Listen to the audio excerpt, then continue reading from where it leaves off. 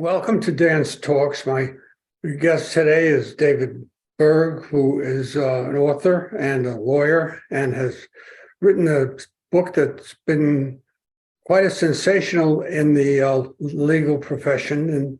And we'll get to that in a minute. And also, he's going to be talking about that book at the Who Done It, which is this weekend-long event taking place April 14 to 17 here in the Hamptons. But so let's talk first of all a little bit about this book. Is this the first book you've ever written for legal purposes?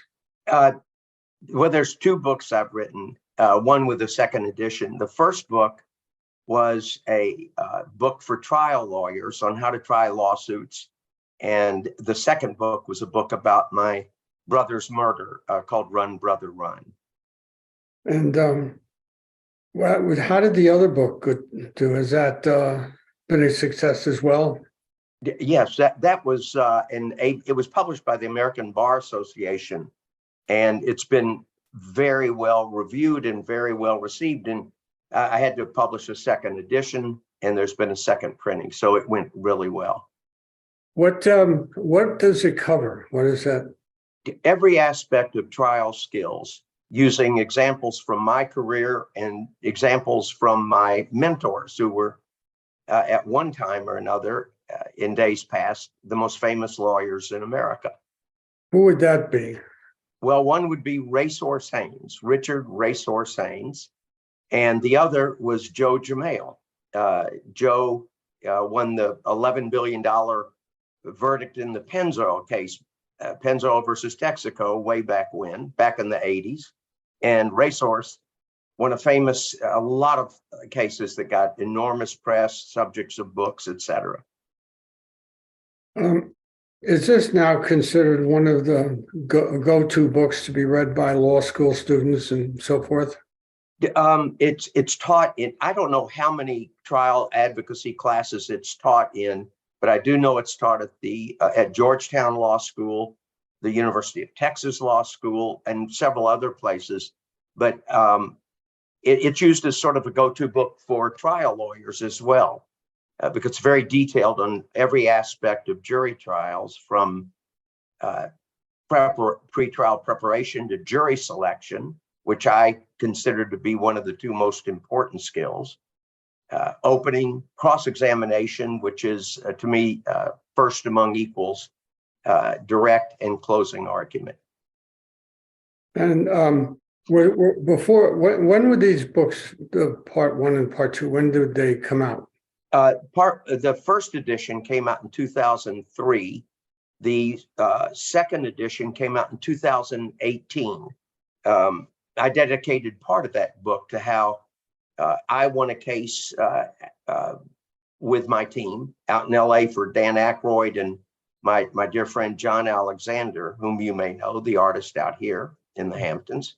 And the other, that edition came out in 2018.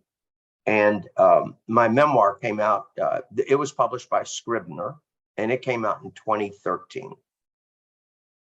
I think the next thing I wanted to talk about, given what you've said, is what was the most exciting and interesting case you've ever been party to that you won? The most exciting case, exciting may not be the right word, but Morris Dees from the Southern Poverty Law Center and I worked on the Carter campaign together. And we became good friends. I know he's been canceled now, but he's still my good friend.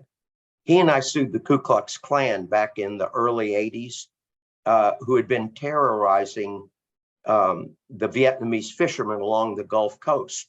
Oh, yeah. And they had shot at them. They had burned up their boats, two of their boats. And Morris and I sued him. And we not only got a federal order protecting the fishermen, but we shut down the Klan's East Texas paramilitary training camps and ran them out of Texas. That's how they ended up at Coeur d'Alene up in Idaho. Mm-hmm. That, to me, is extremely satisfying. I've had so many wonderful cases. Where did you go to law school, and how did you decide you wanted to be a lawyer? I asked my mother about how I decided I wanted to be a lawyer. And her response was that I had said that when I was 8 years old. So I went back and looked at what was going on when I was 8 or 9 years old. And it was the House Un-American Activities Committee who were trying to blacklist and did blacklist numerous wonderful writers. And I think that's the first impression I had. But I never wanted to be anything else. In fact, for reasons that escape me, my father and brother sent me, well, it didn't escape me. I write about it in my book. My father and brother sent me to Europe in 1964 after I graduated college. And frankly, I do think the reason was because a girlfriend's father was going to kill me. So I went over to Paris, and I was at Harry's bar. And I'll never forget, I started drinking with this wonderful man whose name was Stephen Winter. I don't know where he is now, Dan. And at about 3 a.m, I called my father and I said, Dad, I think I'm going to stay here, go to the Sorbonne, and I'm going to become a writer. And my father was pithy in his response. And he said, you're nuts, come home. And I did, and I became a lawyer. And when I got home, I was not a great student. My brother had talked my way into the University of Houston Law Center. And this is the brother whom I wrote about in Run, Brother, Run. So where did you go to law school? The University of Houston Law Center. And so that's where you grew up to? Well, I lived in Little Rock till I was 11, and I lived in Houston until I was about 70 years old, from 11 to 70, and then I moved up here. Let's see. How did they rope you in for this whodunit weekend? Well, I think it would be Jenny Conant and Steve Croft, who are dear friends. They suggested that I be part of the weekend, and it sounded fascinating to me. So I've said, yes, I would love to do it. I'm going to be on a panel with Ray Kelly and Steve Croft, 12:15, the 15th, I believe, yes, of April. It's Saturday, I think, April 15th, yeah. And we're going to discuss things that I think the public will be interested in. But I'm also moderating a panel the next day at 2. I think this does take place at the East Hampton Library. And that one, pardon me? It's going to be in several venues, but they'll all be in East Hampton. Yeah, and you can find I know the first one, the one I'm on with Steve Croft and Ray Kelly, the former police commissioner, is at the library. I'm not sure. I'm going to moderate the one on the Gigolo Beach and Oak Beach murders that have never been solved. I'm going to moderate that one the next day at 2. Tell me briefly tell me about those murders and what they were all about. Yeah, it happened long ago, but there were 4 bodies of sex workers, as it turned out, found, and I hope I'm pronouncing this right, at Gigolo Beach. And then over a period of time, the police uncovered, I think, they thought that this killer, whomever it was, no one has been brought to justice. They think they know who did it, but they believe he killed somewhere around 18 to 20 sex workers along those beaches. I think I remember seeing this in recent years.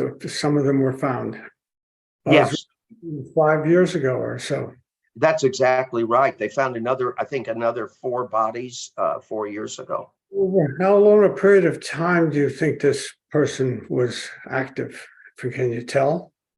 It's impossible to tell, although when they found the 4 bodies on the beach, the first discovery, they felt as those bodies had been there for quite some time. And that was, I think, 2010. Without revealing anything you shouldn't, who do they think did it in terms of what was he like? I guess it was a man, I presume so. What do they have a rough idea of? Was he a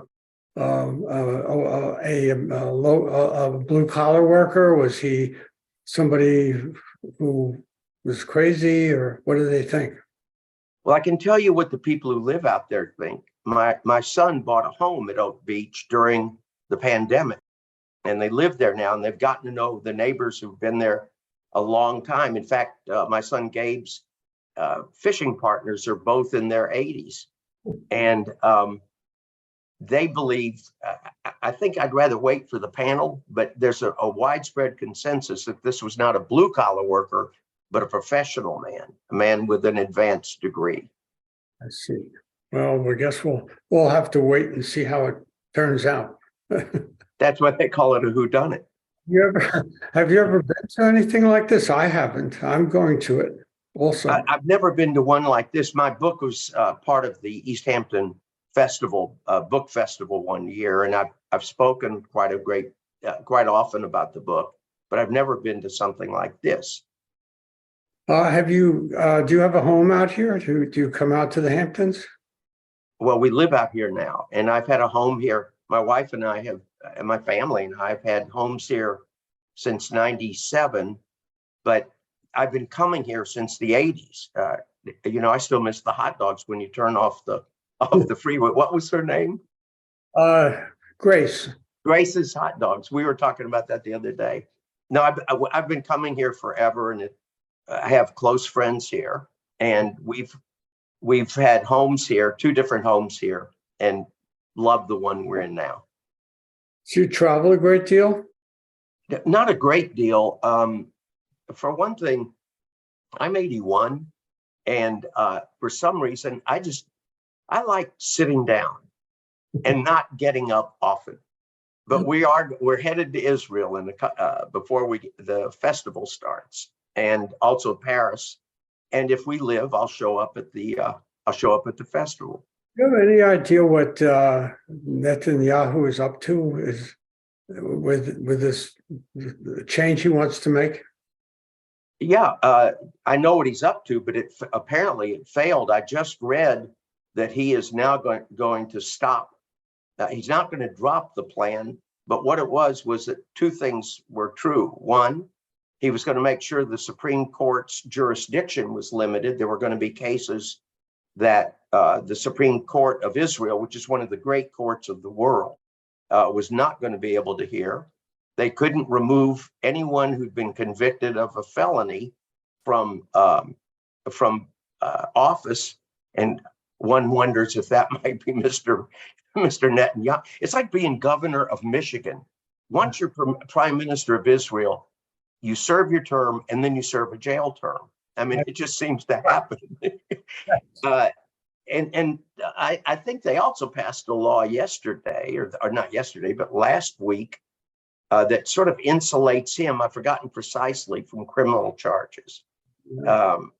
So I don't like what he's doing. If I were to characterize it, it would be as if the MAGA Republicans controlled our government. And that's what happened in Israel. I see. Well, good luck. I hope you get in and out okay from there. Yeah, we do too. We do too. Working on any new book at this point? It's interesting, Dan. I don't want to overstay my time at the fair, but one piece of advice that I would give authors, which is, if you write a memoir, write it, finish it, and look at it. Don't try to sell it. Wait 6 months, because I've had very just profound insights about myself, about my relation to my family, and what happened to my brother since I wrote the book. So I've been toying with the idea of 2 different books. One I've started, which is about the revelations that are the things that I discovered about my family after writing about them, about the injustice, the horrible injustice that was done in my brother's case. I wasn't going to mention it, but you brought it up. What was his case? Well, he was murdered by a man named Charles Harrelson, who was a serial killer. He was a hitman and a serial killer. And my brother in a nutshell, my brother had hired a fellow to run a branch office of his and my father's carpet business. It was over in San Antonio. And this guy this guy they made manager came from Kansas City. And they didn't check him out. And he was a little mobster. And he stole from my family. And then my dad went about the business of trying to keep him from going into business on his own. And the competition became so vicious that he hired Harrelson to kill my brother, and he did. And then Harrelson was acquitted, and I think all the reviewers seem to agree I'd made a very strong case on perjured testimony, alibi testimony presented by his lawyer, who also was the most famous lawyer in America long, long ago, named Percy Foreman.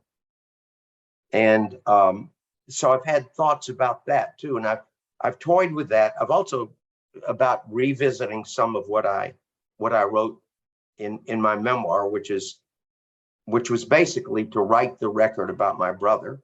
You can imagine the press that happened in Houston, Texas. Well, there's Double Jeopardy, and what was the name of that book? My book was Run, Brother, Run,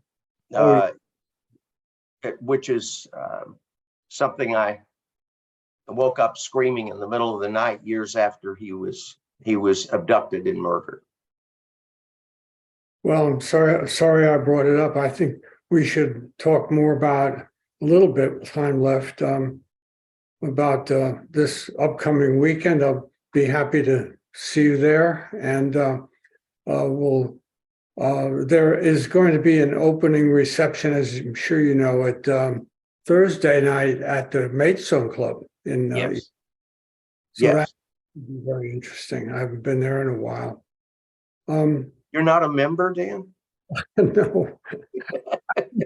Once, one year, when we first came out here, of course, and it still is largely a Christian operation. And I had started playing golf with a sales manager. I had hired for the paper, the two of us.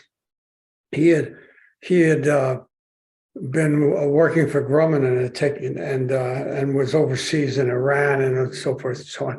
Anyway, we published an ad in the paper. We were walking down a path with our clubs and said two members of the social set looking for a game at your club.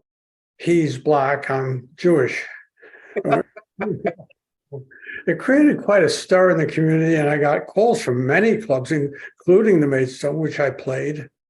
And what happened was they offered it later. They wanted him to join the club, but he wouldn't do it. So it's very interesting what goes on. First of all, I'm shocked. You're Jewish? I had no idea. Well, I'm not very Jewish. I mean, I'm ethnically Jewish, and I'm not religiously so, but it's in my genes. And my genes too. Well, thank you for being on the podcast. It's a pleasure talking to you, and I'll see you at the show. I look forward to it. Thanks for having me. Bye-bye. Bye-bye.